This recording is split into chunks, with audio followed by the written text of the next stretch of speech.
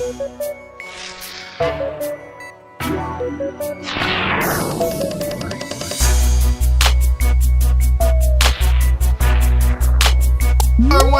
welcome to another edition of Take. I'm your host as always, Kendrick Dix, here on this Thursday, 25th October 2018, here on the Take. Use the hashtag Take to join in that conversation here on Connect TV. Glad you're here. Glad you're joining us here on another week of the Take. Hey, let's get started with the big story. The big story this week is who wants to be a billionaire? Yes, you, I, we all do. All people are just having jackpot fever at its finest. And I mean at its finest, like going cross state lines, going to their respective state to draw up tickets for a chance of a lifetime, an opportunity of a lifetime to win $1.6 billion. Or even if it grows steeper now. But like Dr. Evil from the movie, $1 billion. The winner of the Mega Millions game would join the ranks of the wealthiest people on Earth, surpassing some of the most successful celebrities like Lady Gaga, Jennifer Lopez, and George Clooney. It's been insane. Everybody's looking to win a little piece of the pie. The last time someone won the Mega Millions, it was back in July in an office pool. 11 coworkers sharing $543 million. Jen Mayolino is hoping her pool has similar luck. Her Facebook group called the Happy Hours. They buy and post their lottery tickets online. There is no plan. There's just dreams. We're just hoping and... of course, everyone will quit their job. But office pools don't always go as planned. Take the construction worker in New Jersey who was in charge of buying the lottery tickets for his work pool. But without telling anyone, he claimed the $38 million win for himself alone. He was sued and lost, which is why experts say set the ground rules early and in writing. Appoint a lottery captain whose job it is to collect the money, buy the ticket, secure the ticket, photocopy the ticket so no one can claim that the ticket belongs to them. Yeah, you can see people are playing scratch the ticket right here for this lottery. They want the chance of becoming that billionaire. As you see right here, the Mega Millions jackpot. I can't say, I can't disclose that I went to get my ticket because we on TV, and I don't want to be able to say if I kind of, your odds chances are like 1 in 1,000. But you can't help it to see that everyone wants to win this lottery, and these tickets are so important right here. And hey, man, somebody's life's gonna change for forever if they win it. If I won it, you know what I do. I'd be so much incognito, you wouldn't even know who I am. All right. More serious note, in celebrity news, singer Rihanna reportedly was in talks to perform with Maroon 5 at Super Bowl 53 in Atlanta. But she turned down the offer due to this. 3rd, 2019, Super Bowl Live, whatever that stands for. Halftime, Maroon 5 are set to play, but who else? Well, not Rihanna, because she said, no way, Roger! Yeah, it seems it's all about the way the NFL's treated Colin Kaepernick. Remember Colin Kaepernick suing the NFL, claiming he's been blackballed for taking a knee during the national anthem? Rihanna apparently was approached to participate in this year's Super Bowl halftime show and said no, she's not going to do it. Because of that? Yes. Now Amy Schumer is saying Maroon 5 and Adam Levine should follow suit. Yes, Amy Schumer called out the band on Instagram saying, wouldn't it be so cool if Adam Levine and Maroon 5 stepped down too? Leading people to ask, is that a possibility? We were gonna say who asked Amy Schumer her opinion, but sure. Maroon 5 signed a contract already, like they're screwed. What a bigger statement it would be if they backed out after they signed the contract. They're not gonna sue Maroon 5. Why wouldn't the NFL sue Maroon 5? Because they don't want to put this on trial. Yes, much like Janet Jackson's boob, they just want to tuck that issue out of sight. So, no Rihanna, maybe no Maroon 5. Who will they get? What a huge opportunity for Kid and Play. Yes, Kid Rock would probably do it. Wait, did you say Kid and Play? You're just saying that because they probably have a lot of time on their hands and don't have a big enough career to take a stance on the issue and turn them down. How insulting! let's list some more bands in the same position. Chumbawamba, Billy Ray Cyrus, The Macarena Guys. Vanilla Ice, bring in Limp Bizkit, To Sir With Love. Lulu does a halftime show. Yes, because nothing goes better with football than Lulu. So good on you for taking a stand, Rihanna. And also, congrats to you, Lisa Loeb. You may have just gotten yourself a gig.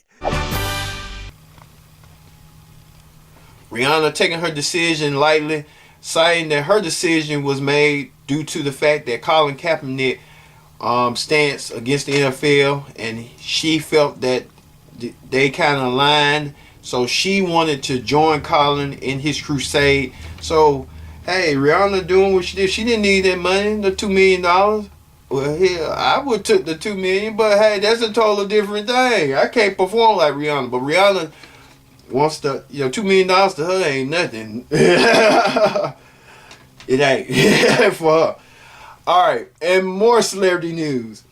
Diddy breaks up with Cassie, but Dish Nation crew can't help but wonder what's next for Mr. Bad Boy. Take a look. For Cassie and Diddy, y'all, OMG, the pair have decided to call it quits after nearly 6 years together. Wow. And it's so sad to see them break up. And word on the street is Diddy has already moved on to a new relationship. Hey! According to the sources, the mogul has been spending a good amount of time with the good old 26-year-old model, Jocelyn Chu. Oh, my. Reports claim they've been spotted in Miami at a recent Drake concert. So what y'all think about this? It's ridiculous. Yeah, I agree. My thing is this, and Cassidy gave this boy half of her damn life. One thing, he didn't use and abuse her body.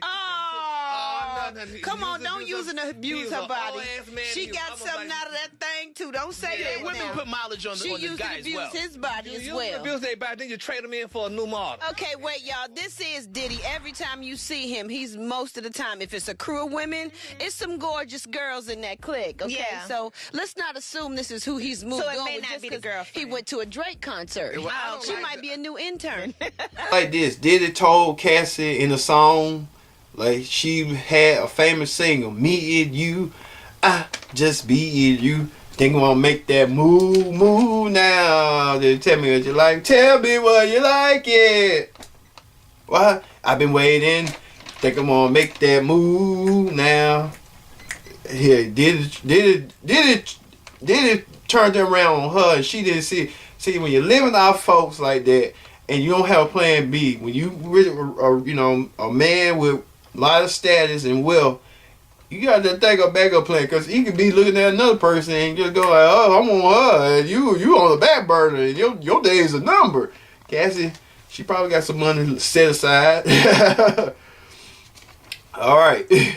And finally, on the season 2 premiere of her Facebook Watch show, Red Table Talk, Jada Pinkett Smith brings the big guns, Will Smith, to discuss their somewhat open relationship and how did they got to this point now where they was in the ups and downs, the period of their relationship. Watch this. We broke up.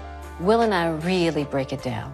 I was devastated, even worse than a divorce. Will Smith choking up on wife Jada Pinkett Smith's Facebook Watch show, Red Table Talk. He's at a time in his life, too, where he's healing, and he's also kind of breaking down some of the construct that he's built around himself of who he is and who he's not and all of those kinds of things. So I actually think that this has been kind of him coming to the table, has been kind of a release for him to not have to live up to this and certain thing. Yeah, exactly. That takes work. It takes a lot of work, and it's not easy, and it can be painful. So, and I'm proud of him. On part 1 of their sit down, the couple revealed new details about how their romance began. I remember you were on Different World. Yes. And Alfonso knew everybody. And I remember the first time I saw you. I actually think I dated Alfonso. You went on a date with Alfonso, yes. I think I went on one. I think I went on one date together. And he took you on a motorcycle or something. I think so. Yeah. Wow. My memory is I dated a lot of people. Yeah, I'm sure. Easy. Yeah, but we went on one date. All right, I've had enough of the red table. So Alfonso knew you. I was like, yo, dude, I saw this girl on Different World last night. I was like, her name is Jada. He said, oh, yeah, my boy knows her. He can introduce you. Will and Alfonso went to a taping of A Different World, but things didn't go as planned. Alf was like, yo, that's my boy that knows her. And he sat down, and I was like, yo, who's that girl he's with? I was like, the dude that was going to introduce me to Jada you're crazy. was with another girl. And I was like, who is was that girl? And it was Cherie. Wow. He went to I went to Different World to meet Jada and met Cherie. and ended up marrying Cherie and having Trey with Cherie. That's just trippy. Wow. You didn't know that? I don't think I've heard that before. I didn't meet Jada that day. Will and Jada wound up connecting years later. I had a realization that I wasn't with the person I was supposed to be with. But you would have stayed with her forever. Forever. I would have never gotten divorced. Yep. Cherie wound up filing for divorce from Will, but it had nothing to do with Jada. We did not have an affair. We did not have an while affair. He was married. Nope, Let's be not clear at all. about that. Not at all. Loud and clear. Will said he signed his divorce papers and immediately called Jada. I said, good. I said, are you seeing anybody? Oh, my God. And she said, no. I said, cool, you're seeing me now. And my dumb ass was said, like, okay. The pair's been together ever since, but it hasn't been all bliss. In fact, their marriage came close to ending. Externally, our family was winning, right? And there was a period where mommy woke up and cried 45 days straight. I started keeping a diary. Damn. You missed some days. It was every morning. I think that's the worst I've ever felt in our marriage. Wow. I was failing miserably. Will admits he put all his energy into presenting a perfect picture to the outside world. This was around the time the couple's kids, Jaden and Willow, became famous in their own right. If there were an individual most poisonous aspect of our relationship in the past, is I felt that money and winning made a good relationship. Wow, Will Smith and J. Pinkett Smith bears all and damn near tails all in this one revealing weird table talk. It's crazy that the news cycle, the entertainment cycle, when they speculate on these celebrities, and then when these celebrities do their own show, we already knew what was happening with them speculating, didn't know what allegedly happened. It's just weird that they're coming on these TV shows like, hey, I use their platform. And the platform, like last time I saw, was at 3 million. And the shit might be just growing to this day for right now as we speak. Probably at 10 million now. All right. Let's head over to newsies. All right. Imagine you at a party and you see this. Tonight, dozens recovering after that shocking moment. A clubhouse floor collapsing, sending people plummeting into the basement. Watch here, partygoers dancing at the off-campus apartment complex near Clemson University when the crowd is suddenly swallowed. The celebration of the school's homecoming win over North Carolina State turning to chaos as people clawed their way out of this gaping hole. This man seen desperately clinging to a floorboard. 12:30 a.m. Sunday, the calls for help pouring in. Unknown how many other people the whole complex collapsed on them. Leroy Pearson describing pandemonium. And next thing you know, all I can see feeling myself is just falling like this. And then I wake up because I blacked out and I see like girls everywhere with blood all over their face and everything like that. 30 people transported to the hospital. To my knowledge, at this point in time, there are many fractures and broken bones and lacerations. Wow, scary to see dozens of people having fun at a party in a Clemson apartment and everything just caves in and falls crashing down. Man, luckily no one was injured, but to that effect, they said the house was built in 2004. Where that house was built in 2004, y'all, those people was crowded like that. You didn't have stronger wood to kind of, bail it out. You got to wonder now these days what kind of girth the household or with wood, because they had a party, you're gonna be crashing down. But ooh, that was everyone got lucky alive in that one. Ooh, thank God no one was injured. All right, more on talk shows. On Dish Nation, the crew checks how Snoop Dogg says we helped him become a better chef. If that's true, then hey, why not? Let's see how they all transpire. All the time, every time you see him, every time you smell him. But did you know that it helped him in the kitchen? Really? In his new cookbook, From Crook to Cook, Snoop explains, rolling blunts and rolling sushi are indeed similar, but you need more palm action to roll sushi as opposed to finger action to roll blunts. What y'all think? Do you also lick the sushi as you're going like you do? I do. No. With sushi, you're on like a flat board and you roll this way, but with the joint, you roll this way. I can see how the skills would come in handy. Yeah. I'm much better at rolling the sushi because it's bigger for me, but the little bitty blunts is just too small. I can't get in there. Well, you got to see his sushi. It's probably like very thinly rolled. And his blunts are like that big. Yeah. His blunts are like rolling sushi. I know Frank will get high and play golf because you said it makes you really No, I focus. What? Frank is high? Right now, Frank? Right now. Like, I put my bong down. Thanks, Heidi. Fast. Have y'all ever rolled a sushi for real, though? No, Yeah. girl, you don't roll no sushi. Yes, you do. How you think they make it? My pops make his own sushi. You lay But it the on thing the is, board. don't they have like that little wicker thing that, or whatever wooden that you roll That's the not sushi cheating. in? That help keeps it tight. I thought that was fish skin and rice. It's not fish Did skin. you say It's fish fish skin? skin? You're It's seaweed. so country. Oh, thought it was fish skin. Fish Who skin. that boy ain't had nothing Gary rolls fish sticks. but chicken. He makes his own. Or fruit roll-up. Oh. Fruit roll. A Cinnabon. Oh, like that's a wider roll, but yeah. Ooh, I would love a little center stick. That would be good. You're hungry, pregnant ass. You want anything sweet. I'm not even pregnant. I'm hungry. Come on, Heidi, let's go eat. I'm ready. Heidi's always eating for two. She's not even pregnant. Now, if Snoop Dogg said we helped him become a better chef, he had to be talking to his ace buddy and coon, Martha Stewart. So Martha Stewart, she's the type of woman, she doesn't give trade secrets like that. So you had to trade something with Martha. Hey, Martha would teach you how to become a better cook if you gave her some of your weed. That's how it rolls. That's how Martha Stewart, she went to jail, remember, for the prescription injections, and she came out and Snoop Dogg and her team together for that ill-fated VH1 show. Yeah, Martha and Snoop, you remember that? Well, that's what Martha Stewart trying to get out of the deal. Hey, I'll help you, but you gotta give me some of your weed that you know famous for, and I'll just slide in and they'll help you, teach you how to cook better than people would expect you to cook. So it is a crazy, twisted world out here. I'm telling you. All right, don't go nowhere. The tape will return after this.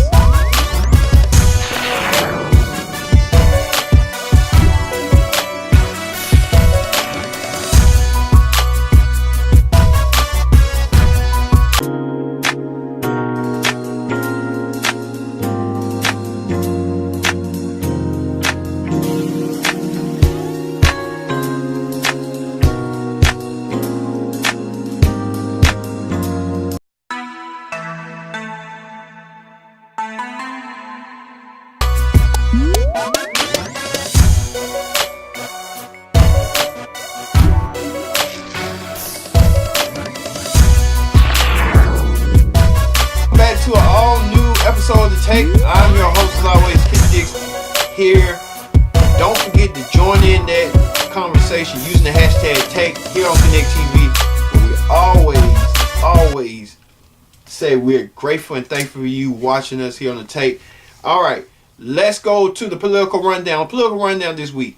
Man, CNN did a highly contested political debate for the Florida's governor race between Andrew Gilliam, who's the Democrat nominee, and Ron DeSantis, who's the Republican nominee. And they just went and debated at the Florida's economy, Florida's infrastructure.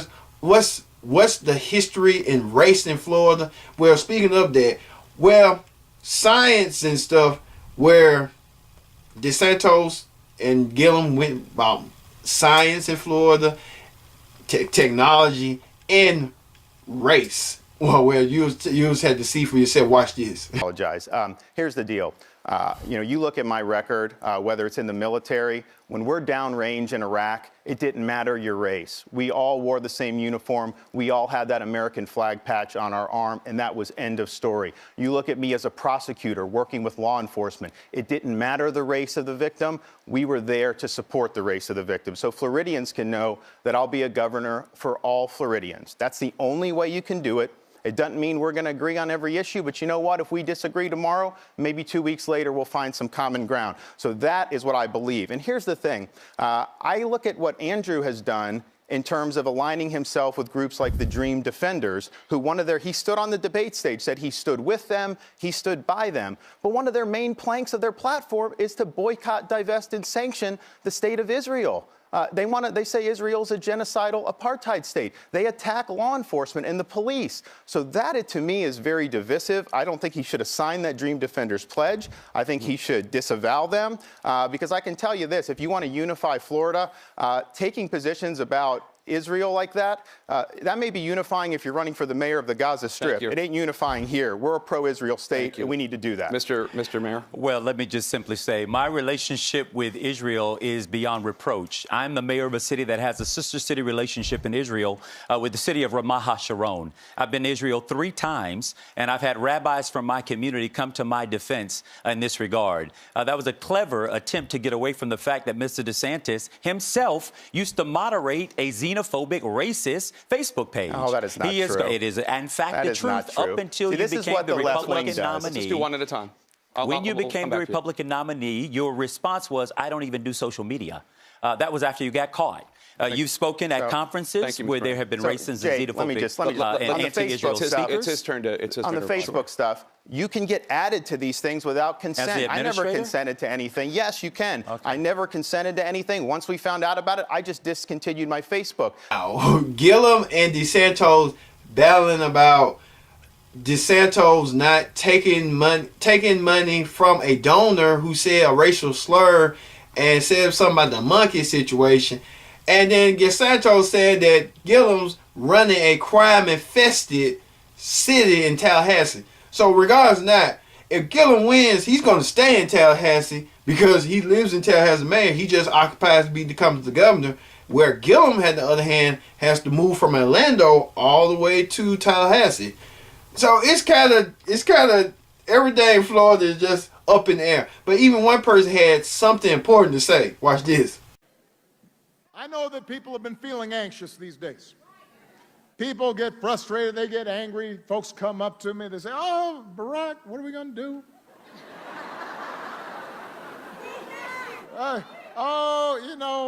What about Michelle?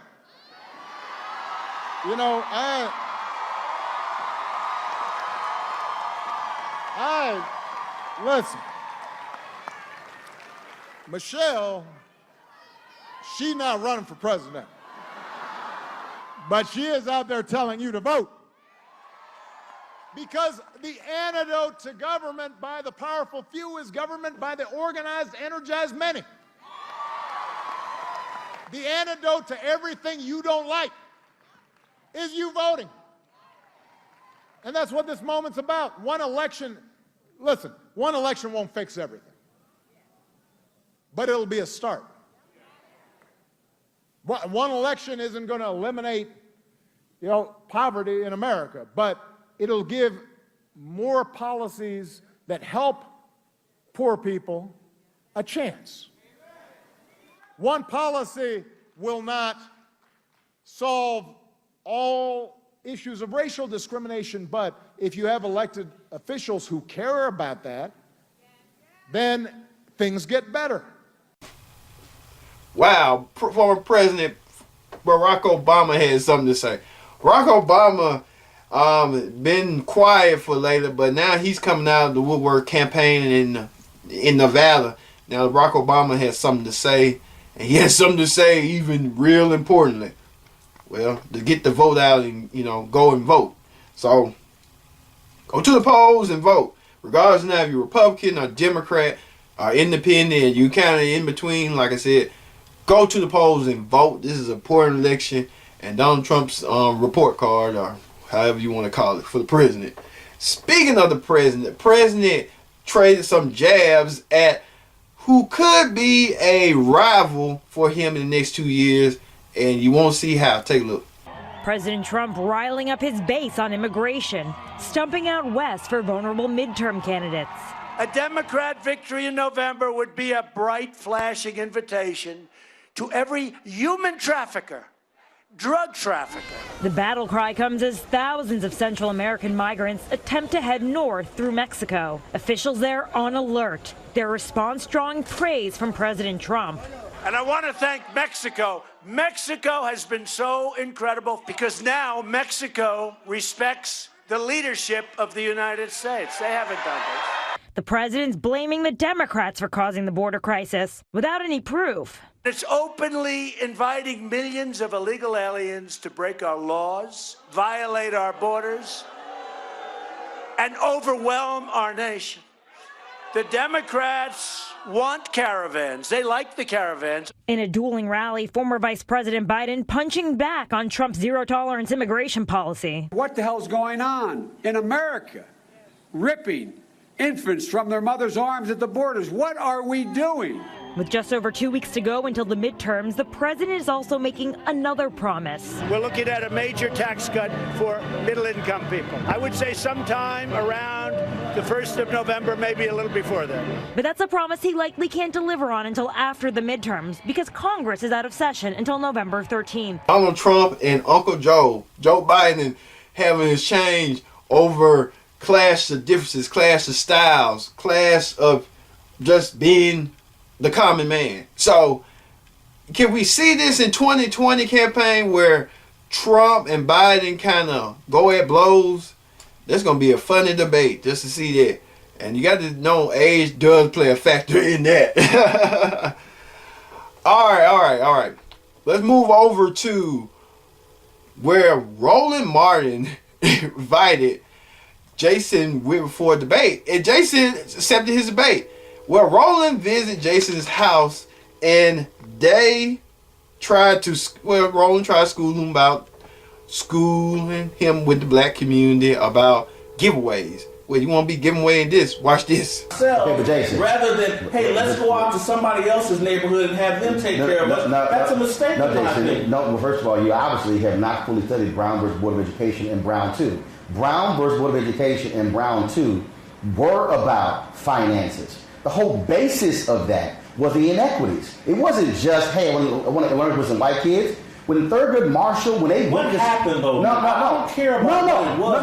it was. No, and that's where you're wrong. We didn't all run into it. No, we didn't all go into that. What happened still happened was you had black folks who were saying properly fund. You had people who were saying, but that's not what we did. No, you see, that's not what we did. You act as if somehow we had this whole other institution that was there. What you still had was you had folks who were saying, okay, this is how we're actually going to move and make this thing possible. Here's what black people knew. Black people knew y'all got the money. Y'all got the resources. Now, all of a sudden, when it came to how our schools looked, the books that you were reading, the uniforms that you had, all those different things, it came down to money. The reason they were fighting Brown versus Board of Education was about money. The reason they fought integration or even kids sitting next to each other was about money. And the reason we still have inequities in education today is because of money. White parents moving out the suburbs saying, you know what, we want our money to stay in our neighborhoods. We don't care what y'all neighborhoods are like. That's about money. The entire education system is set up based upon property taxes. That's based upon money, which is based upon race and wealth. Roland, money is not the solution for every problem. Let me ask you a question. Money is not Are you in America? It's not the solution for every problem. Of all the federal agencies that share a lawn with the White House, which one shares a lawn with the White House? Which one shares a lawn? Yes. There's only one federal agency where you can play flag football on a White House lawn. I don't know who. What? Treasury. You want to understand America? White House is power. Treasury is money. power, money, power. Do you know what's right across the street from Treasury? Bank of America. Most are banking institutions. If you don't think America's about... Oh, Roland Martin. He gets so snappy. He gets like, he want to snap and pop and crack. He's like a Rice Krispie treat that just kind of like those want to be kind of taken more serious than ever. So Roland Martin just going in and blows at him. Hey, be easy on Jason. He's just like everybody else who's Uncle Tom or Ruckus. You see right here? A Ruckus. Yeah, man. I know you can take the Fox money, but then again, you got to be a little bit, no right from wrong. Don't go from one side to another side. That's why I watch CNN. Fair, balanced, and concise. And, hey, that's what it's all about. All right. On the reality show Clip Down. All right. Many of you know that on T.I. and Tiny's, they did the Family Hustle. Now they trying to expand with Friends and Family Hustle when they got Monica, the Toya Luckett from Destiny's Child, and Toya from the BET fame and everybody else. Well, Toya, who was married to Lil Wayne and has a daughter with Lil Wayne, she tries to warn Toya about this. Living our best life. I don't like the age difference. I don't like the fact that he have 4 kids. Because, I mean, you trying to be stepmama, honey? I'm not trying to be nobody's stepmama. You know how I feel about the whole rapper thing. I dated your daddy when I was younger than that. And it's a whole lot that comes with that lifestyle. And that's the last thing I want or any mother want. Toya, man, oh man. You know, one thing I like about these reality shows, sometimes they kind of like go off the record and off script and off the cliff. Well, Toya, you know, you gotta look at it. You dated Lil Wayne, you fell in love with rappers, you fell in love with Miss Hits. You know, hey, you got 2 failed marriages and you try to tell your daughter don't do the same thing you do. She see everything you just see. But one thing about that is, remember this? Oh my God. Now this was when Kaya and T.S. Madison had whatever show they had. The Queen's Court or something. Yeah, Queen's Court. And now they broken up and they had a failed show. And now to talk to your dad. That was the most funniest bit ever. It's just like, for real. Just people I'm close to just love that bit all the time and just like they can't get enough of it. All right. And finally, the viral video of the week. All right. Imagine you at a grocery store or you worked at a grocery store. I have worked at a grocery store before. Not grocery store, but a convenience store. And you see this.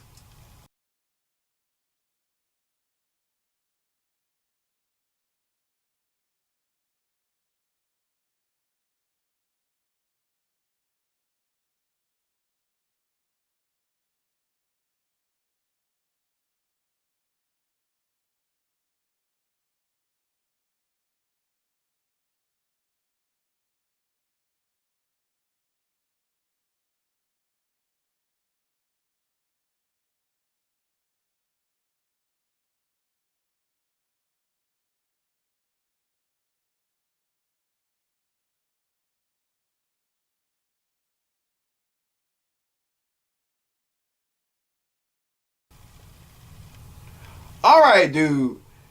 A man just takes 5 cases of beer while it's already stock and display. He just goes upon himself, walks in, and just grabs the 5 beers and just walks out. Who does that? Man, what is, like, you must have like career suicide or life suicide because you carrying that load, and then he did it with ease. You know, hey man, can you give me that back? Can you give me them 5 beers back? You know, better yet, you know what? I don't know what kind of drunken state of mind you is, because you could come around and try to shoot and do what you gotta do. So I ain't gonna take that chance. Not with you, man. Not with you. Can we play that bit again? Look at it. This man right here with more ease than more glory. their balls. He don't care. That's what's wrong with the world, where everyone just stealing. And then you see this white dude right here, just everyone's stealing that. It's that time of year and that time of season to be prepared. You know what? Get your Glocks out, or get your firearms. Or, hey, don't shoot them, but, give them a shooting warning, like shoot them in the hand or shoot them in somewhere, places that they know, I won't do that again. Hey, next thing they're going to have sensors, I'm telling you. All right. That does it for this edition of The Take. I have been your host, Kendrick Diggs, saying so long, and we'll see you next time here on The Take.